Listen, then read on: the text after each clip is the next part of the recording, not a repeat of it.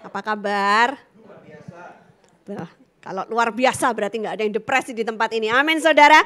Puji Tuhan. Nah, kita akan menyambung pembelajaran serial khotbah kita bulan ini, yaitu emotional health atau kesehatan emosi.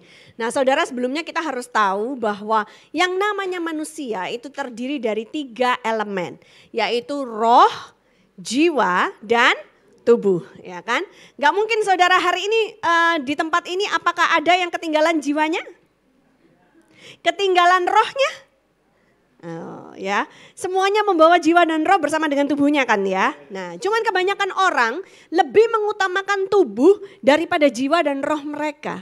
Nah, untuk membuat hal ini semakin jelas, saya ingin meminta 3 orang, boleh ya, untuk menjadi relawan kami ya.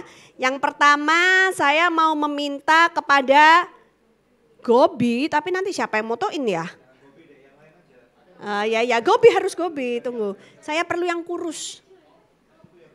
Iya, terus oke, yang gede saya minta Pak Danielji, boleh ya bantu ya. Sama Pak Michael, oke? Ya, silakan maju ke depan.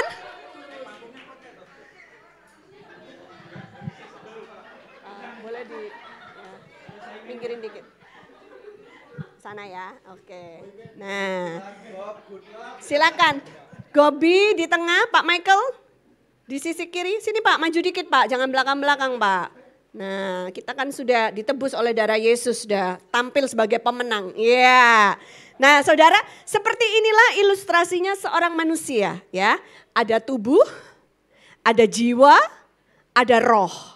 Oke. Nah, jadi saudara, engkau harus tahu bahwa yang namanya jiwa itu ada di tengah-tengah antara tubuh dan roh. Jiwa itu kebanyakan netral. Dia akan mengikuti siapa yang lebih kuat. Jadi kalau tubuhnya lebih kuat daripada rohnya, maka dia akan nempel sama tubuh dan terus ini mau pergi ke tempat-tempat yang gak benar, silakan Pak. Nah, terpaksa ini ketarik saudara, dia gak mungkin ketinggalan dong. Jadi dia terpaksa ngikut. Gak mungkin orang cuma tubuh sama jiwa pergi ke satu tempat, rohnya ketinggalan ya. Dia terpaksa ngikut tapi gak happy dong Pak Michael. Ya, kembali lagi ke tengah. Oh, minum itu untuk ya. Coba Pak, ilustrasinya belum lengkap Pak. Udah enggak apa-apa itu mic-nya. Sana, pergi ke sana, pergi minum. Ayo, minum sana. Ya, tubuhnya aja yang minum ya. Jadi ini yang terjadi saudara. Oke, boleh ditaruh aquanya. Nah, kembali lagi ke tengah sini. Nah, kalau kita pandai, maka kita akan lebih memberi makan roh kita. Supaya roh kita ini lebih kuat daripada tubuh kita ya. Karena kalau kita tidak memberi makan, ini roh akan ngikut terus kemana aja. Dan seringkali saudara, kalau tubuh dan roh kita sama kuatnya, mereka akan menarik jiwa kita. Tarik dia.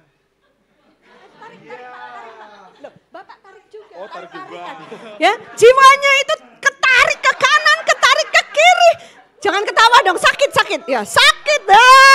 Tertekan jiwamu ya kan. Karena tubuhmu mau mengajak pergi ke tempat-tempat yang gak benar. Tapi rohnya bilang gak mau gitu kan. Nah tuh, orang yang tertekan jiwanya tertarik tercabik-cabik seperti ini saudara. Ya. Nah jadi oke, kembali ke posisi semula. Nah sekarang buat kita anak-anak Tuhan yang sudah pinter, yang sudah diisi oleh firman Tuhan. Kita memberi makan roh kita supaya roh kita menjadi kuat. Sehingga ketika tubuh bilang yuk pergi ke night club lagi, rohnya akan bilang enggak. Aku mau pergi ke doa malam. Aku mau pergi ke anugerah fellowship. Ayo roh pimpin. Nah terpaksa tubuhnya harus ikut. Kan gak mungkin roh sama jiwa pergi ke anugerah fellowship tubuhnya gak mau gitu. Gak mungkin saudara ya. Jadi inilah yang terjadi di alam dimensi jiwa dan rohmu. Yang seringkali tidak kelihatan. Jangan cuma dengerin tubuh, jangan cuma memberi makan tubuh, jangan cuma menuruti kemauan tubuh, tapi beri makan rohmu, besarkan rohmu supaya rohmu yang memimpin di dalam kehidupan ini dan tentunya dipimpin oleh roh Tuhan. Amin saudara, berikan tepuk tangan buat volunteer kita. Kembali silakan duduk, amin. Gobi, gimana kamu gak tertekan kan jiwamu? Ya, kita ketawa saudara ya, tapi seringkali kita menjalani hidup tanpa sadar seperti itu. Jiwa kita tertekan, jiwa kita terjepit di tengah, jiwa kita terkoyak, tercabik-cabik saudara. Nah, hari ini kita akan belajar lebih dalam lagi bagaimana sih kita itu harus memperhatikan kesehatan jiwa kita. Coba lihat kanan kirinya bilang kesehatan jiwa. Hari ini nggak ada yang kesehatan jiwanya terganggu kan? Oh ya, puji Tuhan. Bagaimana dengan yang menyaksikan di Facebook Live? Kami harap Anda baik-baik saja, sama seperti jiwamu baik-baik saja. Nah saudara, namanya orang hidup. Orang hidup di sini? Semuanya orang hidup kan ya? Ya, nggak mungkin menghindari yang namanya stres saudara. Ya, stres itu apa sih? Kita lihat slide yang berikutnya. Nah, ini adalah definisi stres. Keadaan mental atau emosi yang tertekan. Kayak tadi tuh jiwanya tertekan, tercabik-cabik ya kan. Karena terlalu banyak tuntutan dalam hidup. Apakah tuntutan ekonomi, apakah tuntutan dalam rumah tangga, istri yang gak pernah puas, suami yang gak pernah puas, anak-anak yang terus menuntut orang tuanya, orang tua yang menuntut anak-anaknya. Itu semua memberikan tekanan kepada kita, memberikan kepada kita stres. Saudara, stres ini disebabkan bisa oleh ketegangan besar atau ketegangan kecil ya, yang terjadi karena situasi dan kondisi dalam hidup. Penyebabnya macam-macam, mulai dari tidak punya uang, terlalu banyak kerjaan, terlalu banyak PR buat yang masih sekolah atau kuliah ya. Ya ini kan zamannya UTS, jadi terlalu banyak yang harus dipelajari, bisa stres saudara ya. Tiba-tiba jerawatnya banyak gitu kan saudara ya. Nah tiba-tiba nanti kalau yang perempuan menstruasinya tidak teratur gitu saudara ya. Nah bisa juga karena tidak mendapatkan dukungan dari pasangan, ingin melakukan satu bisnis baru tapi pasangannya nggak mau, pasangannya nggak mendukung, itu bisa stres saudara ya. Atau bikin buku nggak kelar-kelar, kayak Pastor Daniel dan Pastor Dewi. Doakan saudara ya, pokoknya kalau buku Love Revolution itu jadi launching hari Kamis ini tanggal 17 Oktober 2019. Itu bukan karena Pastor Daniel dan Pastor Dewi pintar, tapi itu karena kasih karunia Tuhan. Amin saudara. Kami berdua ini sudah lembur bermalam-malam, udah berminggu-minggu, udah secara fisik capek, lelah saudara ya. Tapi ya Tuhan memberikan kekuatan yang baru. Amin saudara. Nah bisa juga stres disebabkan karena kewalahan menghadapi orang tua, menghadapi mertua, menghadapi anak-anak ya. Jadi semua itu bisa mendatangkan stres dalam hidup kita. Kita buka firman Tuhan. Mazmur 42 ayat 12. Kita baca bersama-sama ya. Di screen sudah ada, 2, 3. Mengapa engkau tertekan hai jiwaku? Dan mengapa engkau gelisah dalam diriku? Berharaplah kepada Allah, sebab aku bersyukur lagi kepadanya, penolongku dan Allahku. Tepuk tangan buat Tuhan Yesus saudara. Inilah yang dilakukan oleh pemazmur, inilah yang dilakukan oleh Raja Daud ketika jiwanya tertekan di dalam dirinya karena musuhnya banyak. Dia dikelilingi oleh musuh-musuh yang ingin membunuhnya. Saudara tahu apa yang dilakukan oleh Daud pada saat dia tertekan seperti itu? Ketika jiwanya gelisah di dalam dirinya ya. Dia berkata berharaplah kepada Tuhan. Amin saudara. Kalau mungkin ada di antara saudara hari ini yang jiwamu sedang merasa tertekan, engkau merasa gelisah. Orang mungkin gak tahu karena dari luar tubuhmu nampak baik-baik saja, sehat kok ya jasmaninya ya kan. Tambun lagi subur gitu kan. Mana orang percaya kalau engkau sedang tertekan jiwanya gitu saudara ya. Tapi kita gak bisa menilai apakah orang itu jiwanya sehat-sehat saja atau tidak dari bentuk luar tubuhnya saudara ya. Nah kalau ada di antara saudara atau yang sedang menyaksikan di Facebook Live sedang merasa tertekan jiwanya, gelisah di dalam dirimu, maka ingatkan jiwamu untuk kembali berharap kepada Tuhan, untuk kembali tenang. Ada amin saudara. Seperti lagu yang tadi kita nyanyikan, tenanglah jiwaku. Amin saudara.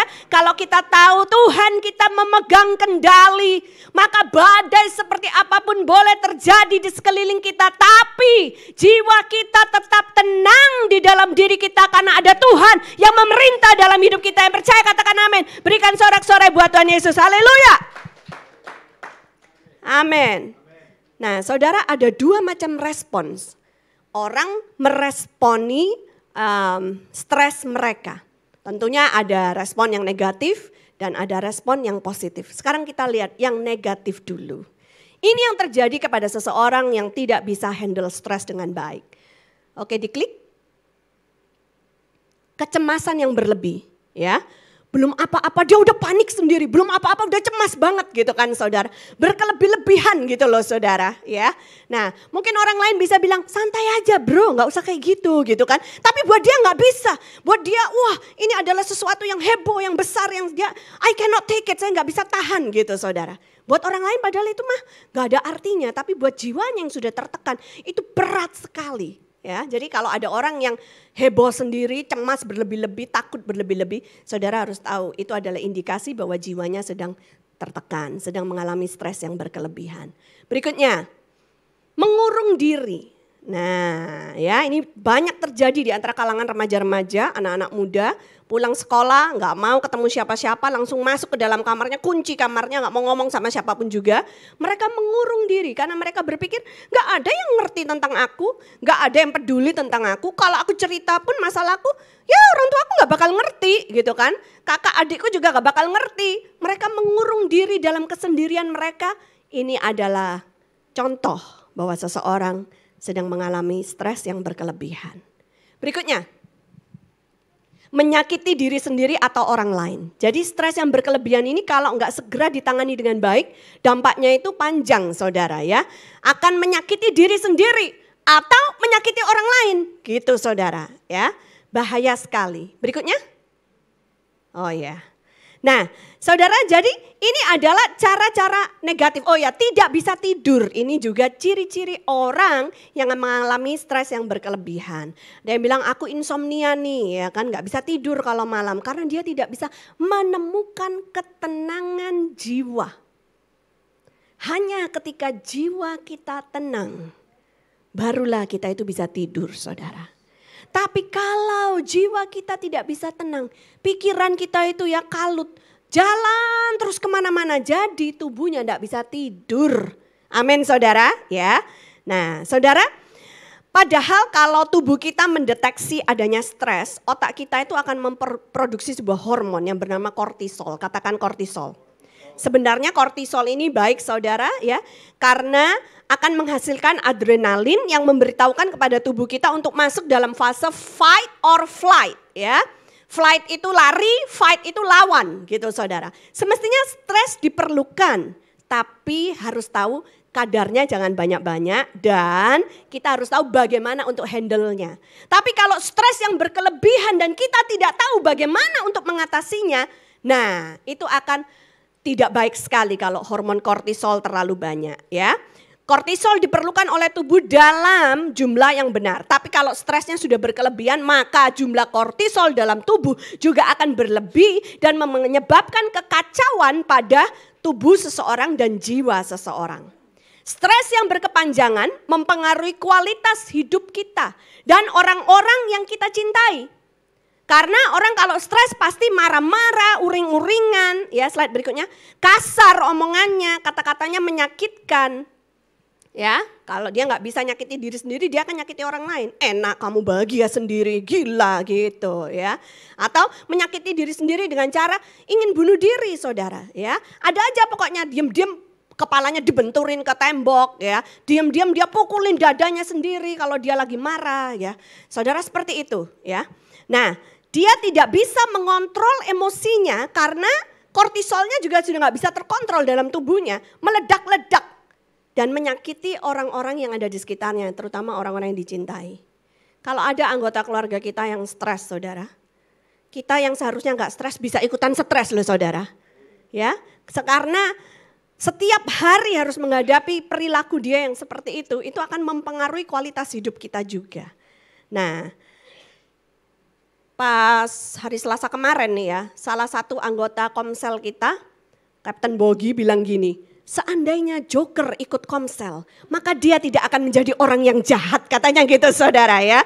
Karena kan Komsel minggu yang lalu, Selasa yang lalu tuh sudah dibahas gitu.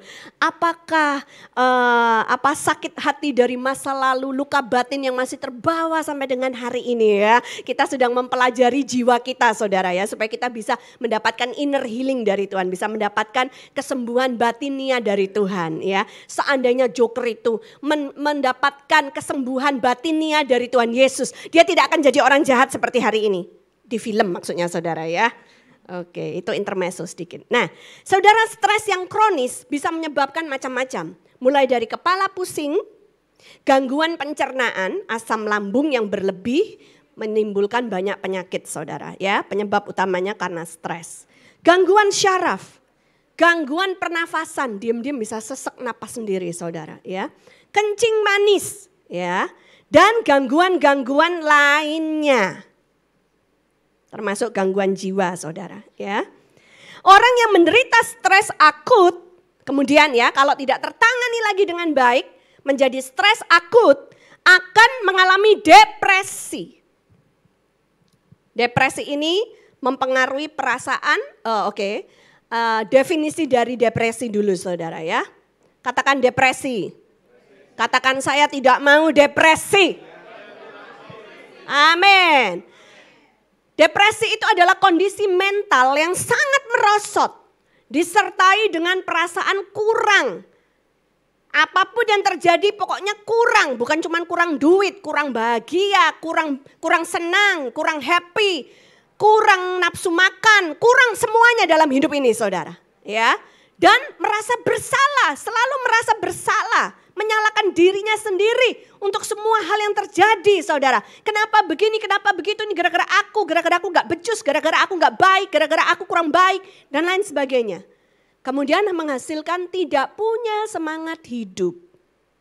Tahap depresi adalah tahap yang bahaya saudara ya. Karena mempengaruhi perasaan, pikiran, dan perilaku seseorang. Depresi menyebabkan mood yang sangat rendah sehingga orang yang depresi tidak bisa lagi menikmati kegiatan-kegiatannya. Dia kehilangan ketertarikan. Apa yang dulu menggairahkan bagi dia, sekarang itu enggak ada artinya lagi. Ya saudara, pada tahap depresi inilah seseorang mulai mendengarkan bisikan-bisikan iblis. Dan akan punya kecenderungan untuk bunuh diri. Kalau enggak bunuh diri dia menjadi gila. Sampai sini paham saudara? Halo? Bisikan iblis seperti apa yang dibisikkan kepada seseorang yang masuk dalam tahap depresi? Seperti ini saudara, tidak ada harapan. Percuma kamu hidup. Hari esokmu itu tidak ada. Yang kedua, tidak ada titik terang. Yang dilihat semuanya hanya gelap. Percuma kamu hidup. Hanya ada kegelapan yang menunggumu. Yang berikutnya iblis akan bilang gak ada jalan keluar.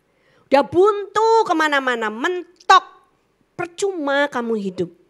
Lebih baik kau mati saja. Akhiri semua penderitaanmu ini. Iblis akan berbisik seperti itu. Seperti kalau saudara pernah lihat film Passion of the Christ. Ketika Yudas Iskariot sudah menjual Yesus. Kemudian Yesus disalib terus dia menyesal. Seharusnya dia bertobat tapi dia masuk dalam tahap depresi. Kemudian iblis membisikkan kepada dia terus menuduh gara-gara kamu salah dan lain sebagainya. Dia tidak berpaling kepada Tuhan, akhirnya dia mati bunuh diri saudara. Ya, dengarkan apa kata firman Tuhan. Kalau iblis bilang hari ini tidak ada harapan, esok tidak ada harapan, bilang sama iblis bahwa Yesus akan memberikan hari depan yang penuh dengan pengharapan bagimu. Yang percaya katakan amin. Slide berikutnya, sorak-sorai buat Tuhan Yesus saudara ya. Ini firman tercatat dalam Yeremia 29 ayat 11. Saudara harus tahu apa yang dikatakan oleh firman Tuhan. Karena hanya dengan firman Tuhanlah engkau bisa melawan balik iblis. Amin saudara. Amin. Sadar gak bahwa seluruh perlengkapan senjata Allah yang dikatakan di dalam Alkitab itu adalah perlengkapan defense atau bertahan. Ya, baik ketopong, lalu baju sirah, ikat pinggang, ya, lalu kasut, ya, atau perisai, itu semua adalah alat bertahan. Tetapi cuman satu yang dikasih oleh Tuhan sebagai alat kita untuk menyerang, yaitu pedang roh yang adalah firman Tuhan. Jadi kalau kau gak punya persediaan firman Tuhan dalam dirimu, kau tidak punya alat untuk menyerang iblis balik. Kalau dalam pertandingan, kalau dalam pertarungan, peperangan dalam hidupmu ini, kau terus bertahan, sampai kapan bertahan terus? Kau akan bertahan di ujung, di pojok, jongkok, udah gak bisa apa-apa, lemah tak berdaya. Kau harus punya persediaan firman Tuhan. Baca firman setiap hari. Dengarkan firman Tuhan. Jangan jauhkan dirimu dari persekutuan orang percaya. Supaya persediaan firmanmu itu penuh. Sehingga kalau iblis mau ngomong-ngomong sesuatu, bisik-bisik sesuatu ke dekat telingamu, kau bisa lawan dengan firman Tuhan. Ada amin saudara. Sorak-sorai tepuk tangan buat Tuhan Yesus saudara. Kalau iblis tadi bilang apa saudara, bisikannya tidak ada titik terang. Oh, kau harus bilang, Yesus berkata, akulah terang dunia. Seperti yang tercatat di Yohanes 8 ayat 12. Amin saudara. Artinya apa? Iblis bohong. Karena Yesus bilang dialah terang dunia. Ada terang kok. Ada amin saudara. Ya, bahkan lebih lanjut dikatakan di ayat yang lain. Yesus berkata, engkaulah garam dan terang dunia. Sekarang kita pun yang sudah ditebus oleh darah Yesus, kita juga menjadi terang dunia bagi orang-orang lain yang masih hidup dalam kegelapan. Amin saudara. Buat orang-orang yang depresi, hidup mereka gelap saudara. Kita perlu membawa terang kasih Kristus dalam hidup mereka. Memperkenalkan Kristus dalam hidup mereka. Supaya ada terang dalam hidup mereka. Yang mau katakan amin, sorak-sorai buat Tuhan Yesus saudara ya. Kalau mau sorak-sorai jangan setengah-setengah gitu saudara ya. Tepuk tangan buat Tuhan Yesus saudara ya. Nah kemudian saudara, kalau tadi iblis membisikkan kebohongan, tidak ada jalan keluar untuk masalahmu ini. Kau hancur. Kita bilang sama iblis, Yesus berkata, dialah jalan, kebenaran, dan hidup. Yang percaya katakan amin saudara. Seperti yang tertulis di Yohanes 14 ayat 6 saudara ya. Dan Yesus juga berjanji bahwa ketika tidak ada jalan, Dia sanggup membukakan jalan-jalan yang baru bagimu. Yang percaya katakan amin, sorak-sorai buat Tuhan Yesus saudara. Saudara, saya berkhotbah begini berdasarkan pengalaman saya pribadi saudara. Karena saya pernah masuk dalam tahap depresi. Dan saya pernah mendengarkan bisikan-bisikan iblis. Dan saya pernah hampir mau mati bunuh diri saudara ketika saya masih remaja. Dan ketika itu saya tidak melihat ada masa depan. Saya tidak melihat ada pengharapan. Saya tidak melihat ada titik terang. Yang saya lihat hanya kegelapan di dalam hidup saya. Tetapi kemudian ketika saya berjumpa dengan Tuhan Yesus, Tuhan Yesus merubahkan segala sesuatunya dalam hidup saya ini saudara. Sehingga kalau saudara melihat saya hari ini sudah berubah, diubahkan oleh Tuhan. Cara berpikir saya, jiwa saya sudah dipulihkan oleh Tuhan. Itu karena Tuhan Yesus baik dalam hidup saya. Yang percaya katakan amin saudara. Sorak-sorai buat Tuhan Yesus. Buat saudara yang ada di Storehouse maupun yang menyaksikan di Facebook Live, jangan tunggu sampai masuk dalam tahap depresi. Karena situasinya sangat tidak menyenangkan dan sangat mengganggu jiwa kita. Lebih baik kita belajar dari awal bagaimana menangani stres kita supaya tidak ada kesempatan bagi iblis untuk main-main dengan jiwa kita. Memompa stres kita ini makin lama makin besar sehingga menjadi depresi. Ya.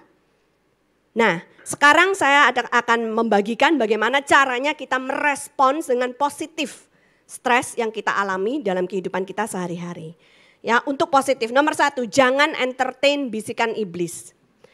Iblis boleh lah ngomong apa aja terserah ya, itu mah hak dia gitu. Tapi kita bisa dong nolak, tutup mulut. Ya, Gue gak mau denger gitu saudara, amin ya. Jangan di-entertain kalau iblis ngomong sesuatu. Terus kita bilang, oh gitu ya, oh gitu ya, oh gitu. Wah itu makin lama makin gede saudara kebohongannya ya. Saudara, Mazmur 116 ayat 7 sampai 9 berkata demikian. Kembalilah tenang hai jiwaku. Amin saudara. Sebab Tuhan telah berbuat baik kepadamu. Ya, engkau telah meluputkan aku daripada maut. Dan mataku daripada air mata. Dan kakiku daripada tersandung. Aku boleh berjalan di hadapan Tuhan. Di negeri orang-orang hidup. Yang percaya katakan amin. Tercatat di Mazmur 116 ayat 7 sampai 9. Saudara, kita boleh berjalan di hadapan Tuhan di negeri orang-orang hidup. Amin saudara. Bukan orang-orang mati. Amin saudara ya. Jadi kita harus pandai-pandai untuk tidak entertain bisikan iblis. Saudara kalau jiwamu sedang tertekan, baca kitab Mazmur. Karena banyak sekali penghiburan-penghiburan yang bisa kau dapatkan dari kitab Mazmur. Ada amin saudara ya. Kemudian yang kedua. Kalau kau mau merespon secara positif, ya, kalau terlalu banyak stres dalam hidupmu, mau merespon secara positif, fight back. Ya, kan hormon kortisol tadi lari atau lawan. Banyak orang memilih lari dari kenyataan, ya.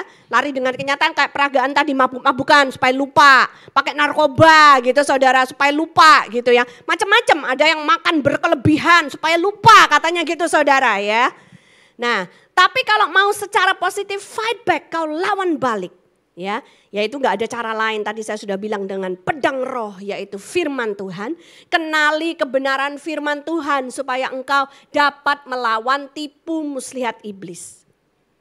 Ini loh yang bikin anak remaja atau anak-anak muda biasanya stres kemudian depresi. Kamu jelek.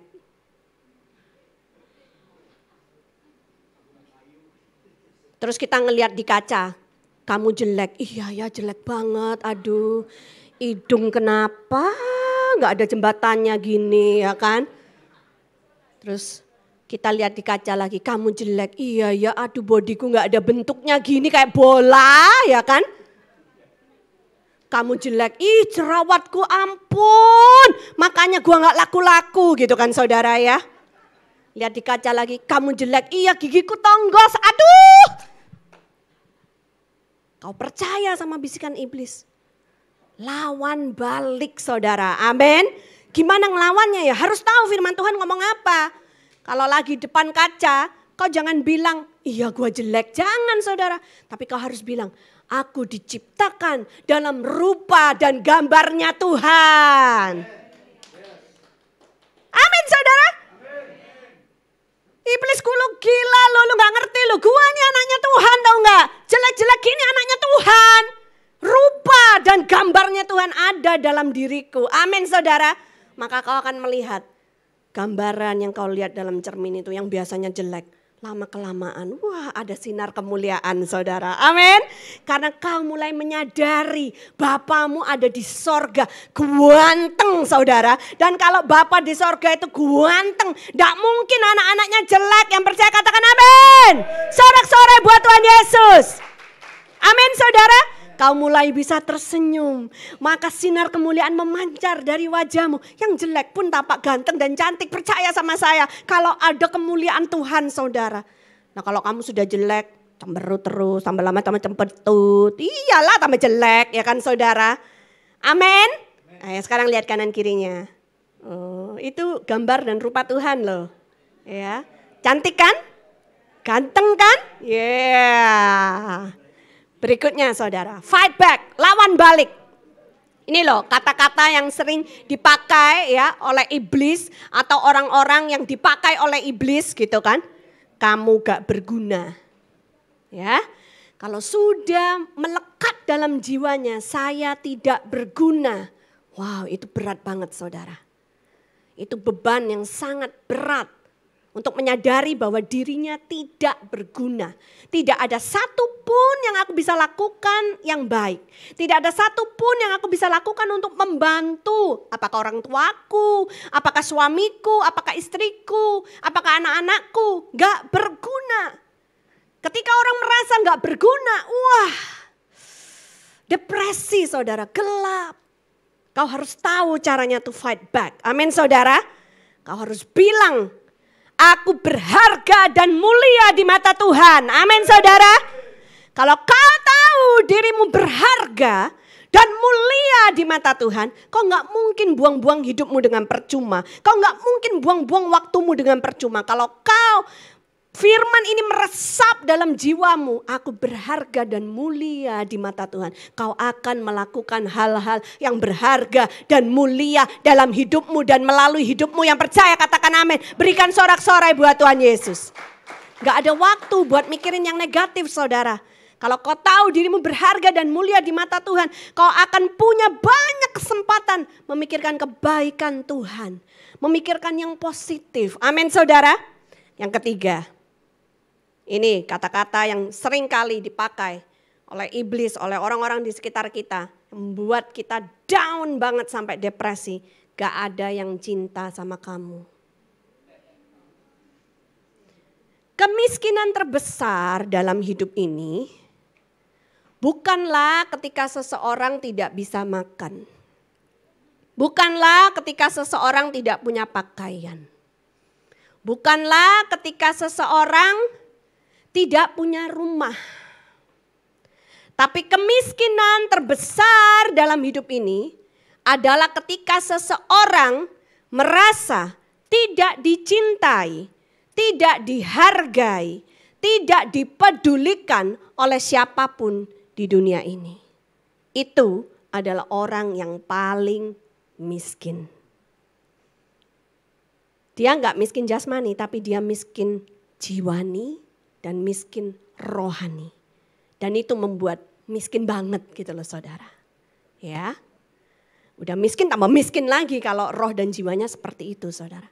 Jadi kalau ada selentingan-selentingan yang bilang gak ada yang cinta sama kamu, apa yang harus kita lakukan? Kita fight back, kita lawan balik, kita bilang apa? Gila lu gak tahu ya, saking besarnya cinta Yesus sama gua nih, sampai dia rela mati di atas kayu salib buat nyelamatin gue. Amin saudara. Jangan percaya sama kebohongan yang iblis lemparkan sama kita. Siapa bilang saya tidak dicintai? Yesus, Raja di atas segala raja. Tuhan di atas segala Tuhan. Turun dari surga ke bumi. Mati di atas kayu salib demi gua. Bilang demi gua gitu sambil tunjuk diri sendiri. Ya, sekarang lihat kanan kirinya bilang demi lo. Sekarang lihat ke yang lain-lain bilang demikian. Saudara, itu yang Yesus lakukan. Jadi jangan percaya kalau ada kebohongan iblis yang dilemparkan dan bilang gak ada yang cinta sama gua. Gua jomblo, gak ada yang mau, gak ada yang cinta sama gua. Aduh kasihan deh lo gitu saudara ya. Jomblo-jomblo pun bahagia karena ada Tuhan Yesus yang sudah cinta mati sama dirimu. Yang sudah memberikan nyawanya di atas kayu salib mati demi engkau. Gak ada cinta pria, cinta wanita yang lebih daripada itu. Amin saudara. Kalau kau tahu siapa dirimu yang sebenarnya. Kalau kau tahu betapa Tuhan mengasihimu. Wow, tidak ada tipu muslihat iblis yang bisa tembus dalam hidupmu. Yang percaya katakan amin. Tepuk tangan buat Tuhan Yesus saudara. Amin. Yang ketiga, step berikutnya yang bisa Anda lakukan untuk merespon secara positif. Filter pikiran. Saudara, jiwa itu kan terdiri dari pikiran, perasaan, kehendak. Ya. Dan seringkali pikiran kita ini loh yang menentukan perasaan kita sama kehendak kita tuh mau jadi seperti apa. Jadi filter apa yang ada dalam pikiranmu. Seorang hamba Tuhan yang terkenal dari Amerika, penulis buku yang best selling saudara namanya Joyce Meyer. Dia menuliskan di salah satu bukunya bahwa your mind is a battlefield. Pikiran kita ini coba dipegang. Hari ini semua bawa pikirannya kan ya. Soalnya kadang-kadang ada yang tubuhnya duduk di sini, pikirannya melayang-layang kemana-mana seluruh dunia gitu saudara. Pikirannya ada di sini semua? Nah ya saudara, pikiranmu ini adalah medan peperanganmu. Kalau kau mau menang dalam hidupmu, kau harus kontrol pikiranmu. Amin saudara. Filipi 4 ayat yang ke-8. Jadi akhirnya saudara-saudara, semua yang benar, katakan semua yang benar. Semua yang mulia, katakan semua yang mulia. Semua yang adil, katakan semua yang adil. Semua yang suci, ikutin. Semua yang manis. Tapi kalau kencing manis jangan makan manis-manis ya. Maksudnya tuh manis itu memori yang indah, yang manis-manis gitu loh saudara ya. Semua yang sedap didengar. Semua yang disebut kebajikan. Semua yang patut dipuji. Pikirkanlah semuanya itu. Tepuk tangan dong buat Tuhan Yesus. Tidak ada loh saudara Tuhan seperti Tuhan Yesus. Yang memberikan kita pengajaran lengkap. Sehingga kita itu bisa menang, bukan cuma menang tapi lebih daripada pemenang. Ada amin saudara. Lengkap untuk kita bisa menang dalam hidup ini. Kalau enggak benar ya jangan dipikirkan. Gua udah enggak tahan dalam pernikahan ini. Cerai aja deh lebih baik. Cari yang baru. Bener apa enggak? Enggak bener. Ya udah enggak usah dipikirin. Amin saudara. Amin. Udah tahu nggak benar masih dipikirin terus, tambah lama tambah gede, kejadian benar. Mulia apa enggak? Kalau nggak mulia, jangan dipikirin. Ya kan? Wah kantong gua bolong terus. Belum akhir bulan ini baru tanggal berapa kok worship leadernya tadi udah bilang siapa yang kantong kering. Wah ini baru tanggal 12 masa kantongnya udah kering saudara. Ya kan? Kok kantongnya kering terus ngerampok aja. Mulia apa enggak? Jangan dipikirin. Stop di situ. Amin saudara. Tolak dalam nama Yesus. Amin saudara. Darah Yesus gitu loh saudara ya. Adil apa enggak? Wah. Daripada gitu udah gue sikat aja ini deh ya. Sikat aja. Mumpung orangnya goblok kayak gini diajak bisnis juga gak ngerti prinsip-prinsip bisnis. Udah sikat aja lagi gitu. Kita tipu aja. Adil apa enggak? Kalau enggak adil, enggak usah dipikirkan lebih jauh lagi. Tolak dalam nama Yesus. Amin saudara. Amin. Suci apa enggak? Ya, mungkin buat yang cowok-cowok gitu. Wah ini baru pacaran, pacar gua seksi. Wah cobalah, siapa tahu dia bisa dirayu untuk tidur dengan diriku. Suci apa enggak? Enggak suci. Jangan dilakukan, jangan dipikirkan lebih lanjut. Amin saudara. Manis atau enggak? Kalau enggak manis, enggak usah dipikirin. Sedap didengar apa enggak? Enggak sedap didengar perkataan, enggak enak kayak gitu. Ya enggak usah dipikirin lebih lanjut.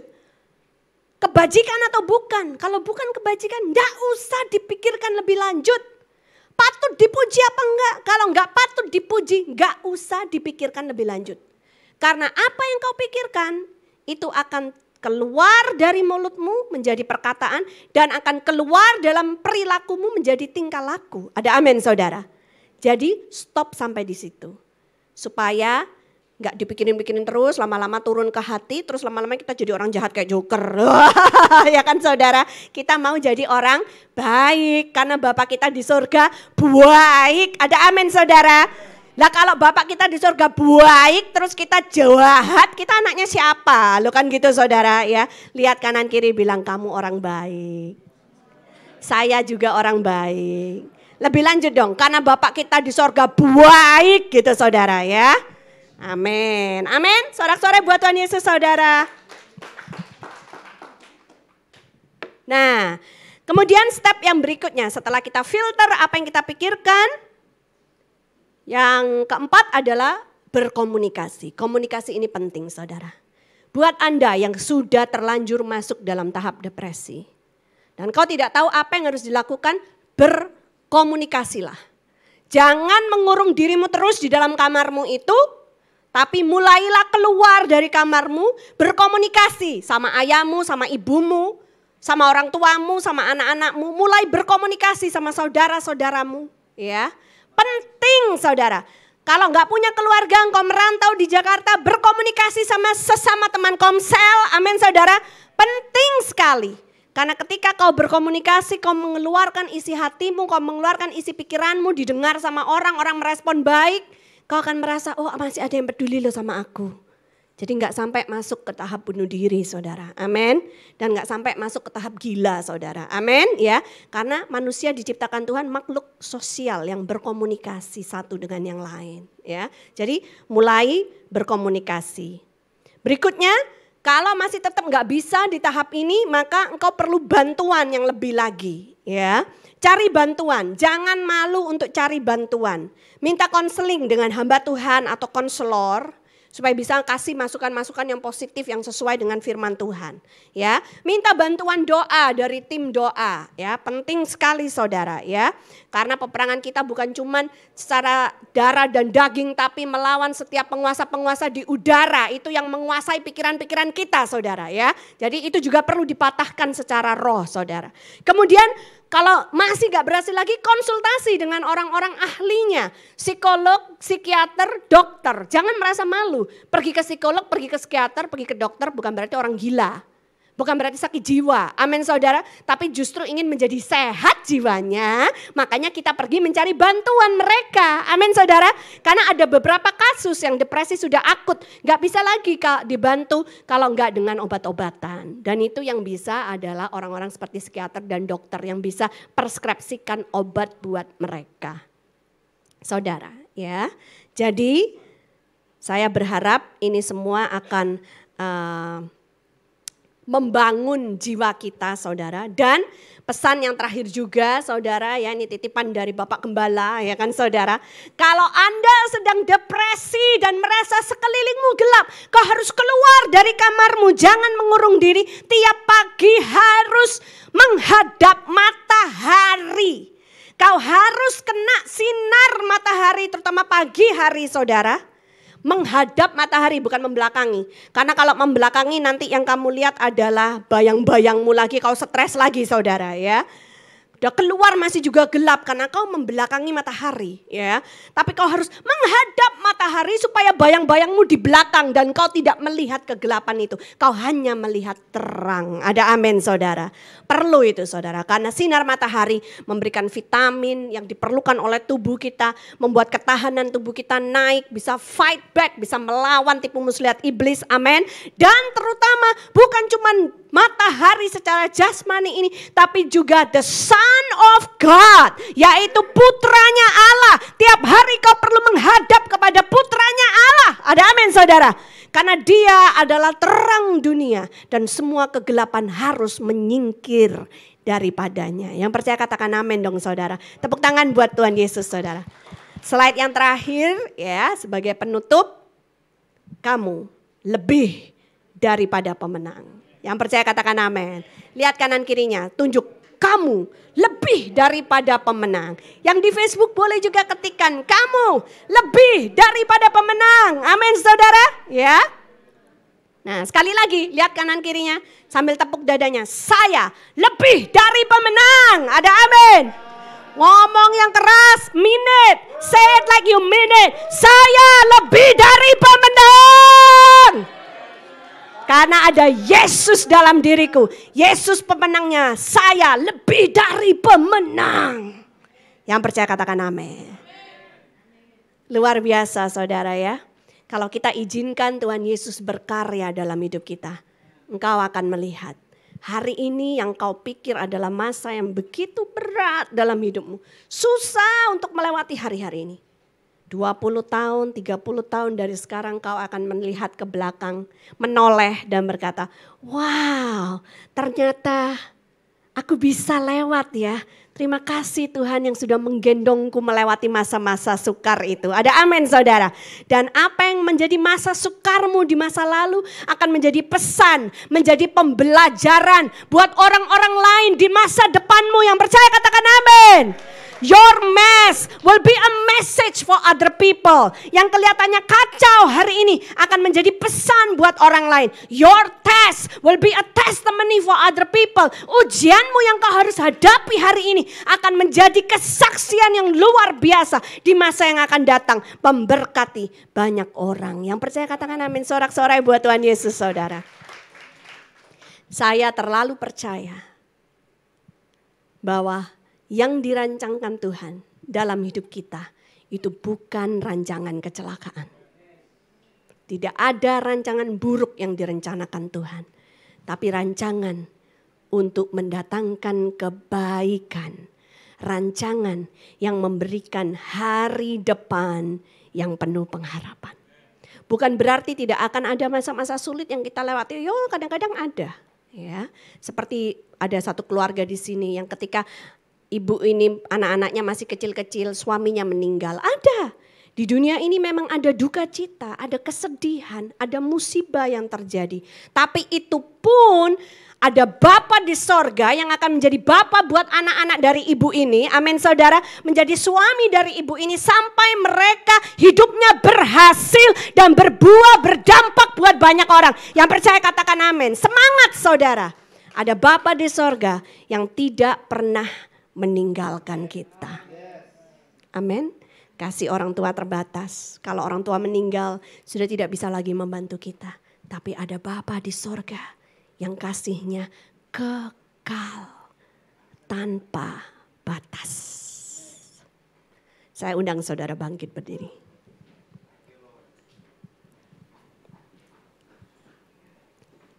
Tim musik kembali ke tempatnya. Terima kasih Tuhan Yesus. Kita renungkan firman yang baru saja kita dengar. Mengucap syukur Tuhan untuk kasih setiamu. Terima kasih Tuhan Yesus, terima kasih Tuhan.